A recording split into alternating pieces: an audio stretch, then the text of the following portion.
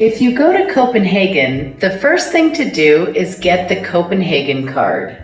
This card is only virtual. You pay online and then download an app on your phone. We got the Copenhagen Card Discover, which I recommend and is the most common one. With this card, you can visit more than 80 attractions and travel unlimitedly on public transport in the Copenhagen region, in zones 1 to 99, including city buses, trains, harbor buses, and the metro. Additionally, a boat tour along the city's canals is included.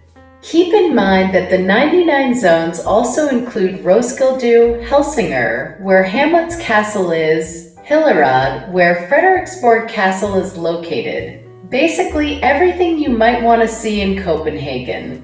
I want to give you a concrete example of the convenience of this card. I got the Copenhagen Card Discover for 5 days, or rather 120 hours, which costs 161 euros, and I used it for only some of the museums and attractions included. Now, let me show you, as an example, how much I would have had to pay for the individual attractions I entered thanks to the Copenhagen Card Discover.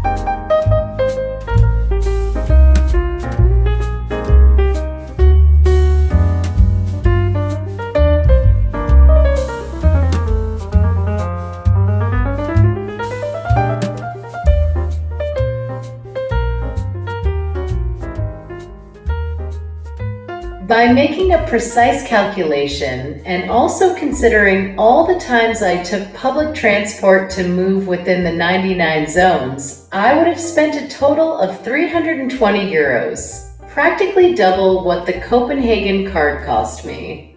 Moreover, I did everything at a leisurely pace. More dynamic people interested in visiting even more places than I did would have saved even more.